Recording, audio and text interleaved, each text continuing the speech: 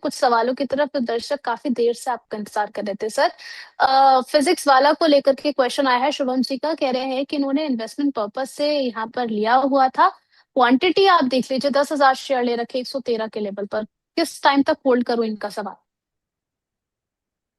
देखिए कंसोलिडेशन में है। और मैं एक ही चीज बोलूंगा कि थोड़ा सा न्यूज बेस काफी हो रहा है और काफी हाइप बोले या आई थिंक जो भी क्रिटिसिज्म में थोड़ा सा देखने को मिल रहा है, तो बेटर ये रहेगा कि अगर थोड़ा अपॉर्चुनिटी में है, मतलब अपने रेंज में है, तो यहाँ पर एक बार थोड़ा सा प्रॉफिट बुक कर लीजिए या लॉस बुक कर लीजिए। एग्जिट करने की सलाह होगी, क्योंकि पता नहीं कि मेजर क्या इम्पैक्ट निकल कर आएगा, क्या अनाउंसमेंट देखने को मिलेगा, उसके बेसिस पे आगे हम्म। ट्रेडिंग एक्टिविटी बनेगी। तो बेटर ये रहेगा एक बार जितनी जल्दी हो इस स्टॉक से एग्जिट करें। हमारा कोई कॉन्फ्लिक्ट नहीं है, कोई नेगेटिविटी नहीं है स्टॉक के साथ, बट इस तरह हम्म। की खबरों के साथ जिन स्टॉक्स में बनती हैं हम उनको अवॉइड करने की सलाह देते हैं। तो अपने प्रिंसिपल्स हम्म। पर है, तो इसीलिए यहाँ पर इस स्टॉक्स को अवॉइड और एग्जिट करने की सलाह है। अवॉइड करने की सलाह, चलिए। अब्दुल जी का क्वेश्चन आया है केरन हीट एक्सचेंजर को लेकर के। अभी जो देखें 1262 पर चलता हुआ नजर आ रहा है, 2.44% के अपसाइड के साथ में सर। क्या व्यू रहेगा इस पर आपका? देखिए आज हमारे पास भी काफी व्हाट्सएप पर ये वाले स्टॉक से रिलेटेड क्वेश्चन थे, KRN हीट एक्सचेंज, और हमने 1275 के आसपास एग्जिट और बुक करने की सलाह दी। और वहां से आप देखिए करीब स्टॉक ने 1293 का ही बनाया और वहां से रिवर्सल कैंडल बन रहा है। हमें लगता है करेक्शन आ सकती है, 1150 1100 तक के लेवल से छू सकता है। तो एक बार जो जिन लोगों ने लोअर लेवल से ले रखा है, तो यहाँ पर एक बार प्रॉफिट बुक करने की सलाह है। चलिए ठीक है, नेक्स्ट क्वेश्चन यहाँ पर GPPL को लेकर के आया है। फ्रेश इन्वेस्टमेंट के लिए काउंटर कैसा लग रहा है आपको? क्या राय रहेगी आपकी? देखिए बहुत अच्छा काउंटर है और फंडामेंटली वाइज बहुत अच्छी कंपनी है। वैल्यूएशन वाइज बहुत अच्छा है, 152 के आसपास है। और एक स्टैंडर्ड डिस्क्लेमर ये भी है कि ये हमने क्लाइंट्स को रिकमेंड किया हुआ है एज अ इन्वेस्टमेंट कॉल। हो सकता है क्लाइंट के पास पोजीशन हो, क्योंकि हम इस स्टॉक का जिक्र अपने क्लाइंट्स के साथ बार बार करते हैं, क्योंकि वैल्यूएशन अच्छे हैं। और तो हो सकता है क्लाइंट्स के पास पोजीशन हो, बट इन लेवल्स पे भी नजर आ रहा है। आप जो भी पोजीशन बनाए हम्म। एक बार अपने फाइनेंशियल एडवाइजर से जरूर सलाह लें। स्ट्रक्चर वाइज पॉजिटिव है, सपोर्ट के पास है, और कोई मैक्सिमम हम्म। डाउनसाइड लगती नहीं है। 145 146 सपोर्ट बन सकता है, बाउंस बैक आ सकता है, और हम्म। 170 180 तक के अपसाइड नजर आते हैं। चलिए ठीक है, साथ ही साथ यहाँ पर सर नेक्स्ट क्वेश्चन आया है साउथ इंडियन बैंक को लेकर के। अभी अगर हम देखें 45 पर कामकाज कर रहा है, 13% के ऑलमोस्ट गिरावट के साथ में हाई लगाया था 46 का। इसमें क्या किया जाए? तो ये होल्ड करने की सलाह है। अच्छा काउंटर है, continuous higher highs higher lows में है ये काउंटर, और आने वाले दिनों में रैली और स्ट्रेच हो सकती है, और 50 रुपए तक के अपसाइड मूव बनते हैं। तो होल्ड करने की सलाह है। 43 के एसएल से जिन्होंने ले रखा है होल्ड करके चल सकते हैं, नया भी बाय करने की सलाह है। चलिए अगले सवाल की ओर बढ़े। यहाँ पर अनुराग जैन जी का क्वेश्चन आया है। इन्होंने दो तीन जो है ऑप्शन भेज रखे हैं। इटर्नल है, अशोका लेलैंड है, GPPL जिस पर अभी आपने डिस्कशन भी किया था। इनका क्वेश्चन है कि which one is best for fresh investment. Time horizon जो उन्होंने यहाँ पर मेंशन किया है, 6 महीने का नजरिया है। तीनों में से बेस्ट क्या लग रहा है सर? रिटर्नल में आज गिरावट भी हमें देखने को मिल रही है, लूजर्स की लिस्ट में शामिल है। क्या व्यू रहेगा आपका? देखिए हमें लगता है कि GPPL और एटर्नल दोनों ही एक जैसे ही हैं। और हमारे हिसाब से मैं ये डिसाइड नहीं कर पा रहा हूँ कि which hmm. One is best. तो मेरे हिसाब से तो अभी हमने GPPL पे बात करी, दोबारा मैं एटर्नल पे और बात कर लेता हूँ, पर डिसाइड इनको ही करना है, क्योंकि मेरे लिए तो दोनों चार्ट्स बहुत अच्छे हैं। मैं इन दोनों ही काउंटर पे बुलिश हूँ। और अभी एक दो दिन की अगर करेक्शन हटा दें तो हमारे रडार पर था अटर्नल, और हो सकता था कि हम अपने क्लाइंट्स को इस स्टॉक का रिकमेंडेशन देते। बट अभी 2 दिन का हम्म। करेक्शन हुआ है और बेस पर है, बिल्कुल बेस पर 240 का इंपॉर्टेंट सपोर्ट है, 239 के आसपास है। बाउंस आ सकता है स्टॉक में, अब खोने के लिए कुछ है नहीं। 230 के एसएल से जो भी खरीदना चाहता है खरीदारी करके चल सकते हैं। बाउंस बैक आया तो पहला टारगेट 260 है, और ये निकाला तो उसके बाद 300 रुपए तक के अपसाइड मूव एटर्नल में नजर आते हैं। इस हद तक चार्ट्स बन चुके हैं। 10 रुपए का एसएल और 60 रुपए तक के अपसाइड मूव बन सकते हैं, अगर चार्ट्स ने सही रिवर्सल दिया तो इसलिए कोई रिस्क लेके बाय करना चाहता है एटर्नल में पैसे डाल सकते हैं। 230 का एसएल नजर आता है। चलिए, यहाँ पर रिटर्नल की तो बात हो गई सर। स्विगी पर भी जरा अपना व्यू शेयर कर दीजिए। यहाँ के आज के सेशन में यहाँ पर भी गिरावट देखने को मिल रही है। क्या यहाँ पर क्या लोग खाना नहीं मंगा रहे हैं, क्या दिक्कत आ रही है? स्टॉक स्ट्रक्चर कैसा लग रहा है आपको? देखिए स्विगी पर मैं यही बोलूंगा कि यहाँ पर तो जो भी पोजीशन लेके फंसे हुए हैं अभी भी होल्ड करने की सलाह है। स्विगी अगर एटर्नल में मूवमेंट आएगा तो स्विगी भी डेफिनेटली आउट परफॉर्मेंस देगा। और स्विगी में 237 238 इंपॉर्टेंट सपोर्ट का काम कर रहा है और अभी भी हम यही बोलेंगे जिसके पास पोजीशन है होल्ड करने की सलाह है। और स्टॉप लॉस रहेगा 238 का। अगर बाउंस आया, सही बाउंस लिया तो 270 तक के अपसाइड मूव बनते हैं, होल्ड करके चल सकते हैं। चलिए ठीक है, अगले सवाल की ओर यहाँ पर पढ़ लेते हैं। वीपीएल के बारे में जानना चाह रही हैं सानवी जी कि यहाँ पर क्या इनको एवरेज करना चाहिए? 532 पर इन्होंने सर बाय किया है, अभी देखिए तो 525 पर चल रहा है, आधे परसेंट से ज्यादा की गिरावट है।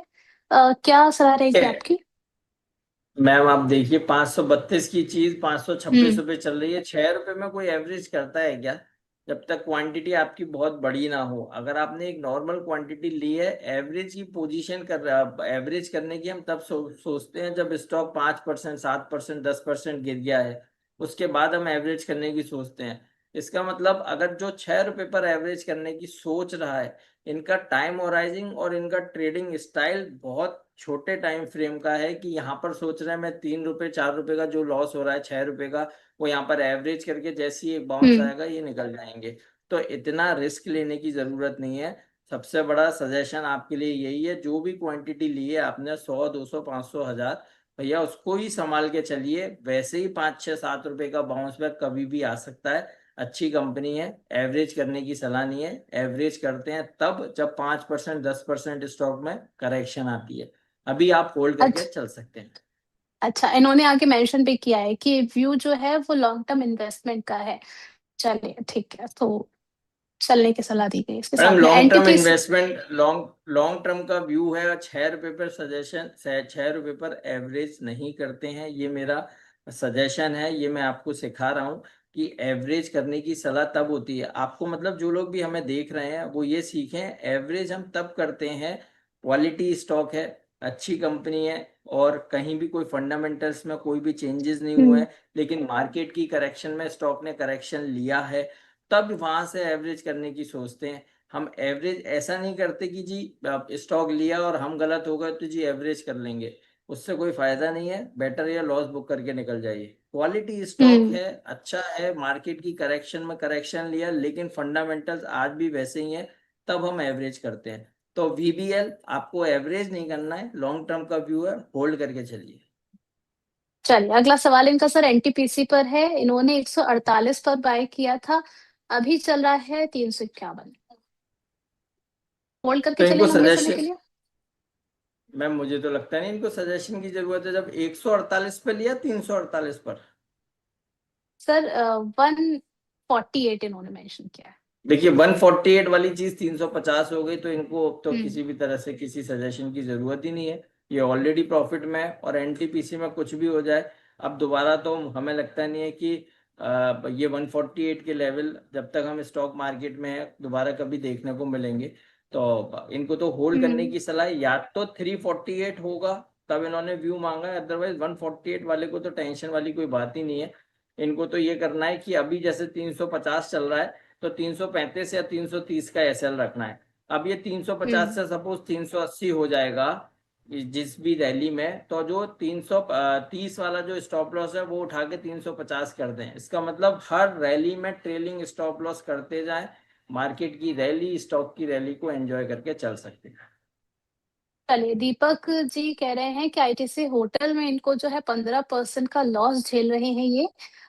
लॉन्ग टर्म तक होल्ड करके रखने की इनकी क्षमता है, तो क्या करना चाहिए?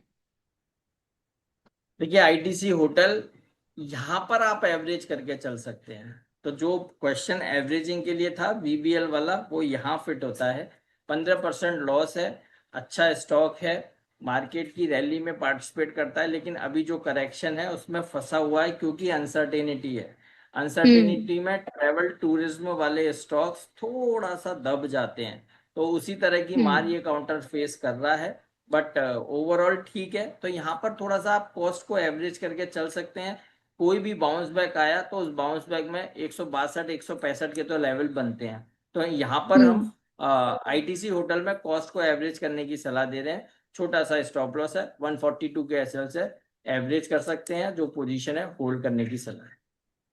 चलिए, रिया जी का क्वेश्चन है सर, शिपिंग कॉर्पोरेशन को लेकर के 296 की इनकी बाइंग प्राइस है, आज देखिए 3.5% की डाउनसाइड दिखा रहा है, क्या किया जाए यहाँ पर?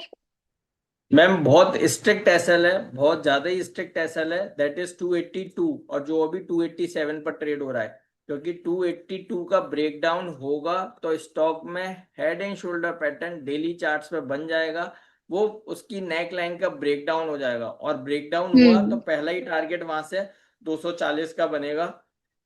तो व्यू साफ है, जिसके पास पोजीशन है 282 का स्ट्रिक्ट एसएल है, किसी भी ओपनिंग नोट पे किसी भी स्विंग में कोई ये अगर 282 ब्रेकडाउन होता है एग्जिट करने की सलाह होगी।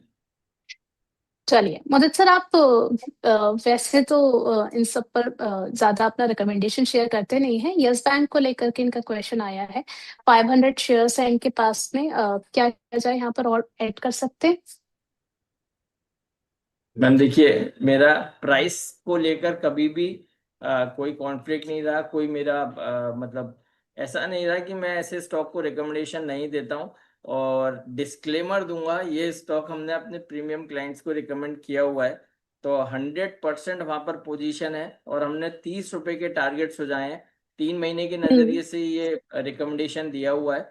तो यस बैंक को नो नहीं करना, यस बैंक को बाय करना है, यस करके चलना है, खरीदारी कीजिए। स्टॉप लॉस रहेगा 20 रुपए का, 3 महीने में टारगेट 30 रुपए के नजर आते हैं। चलिए ठीक है,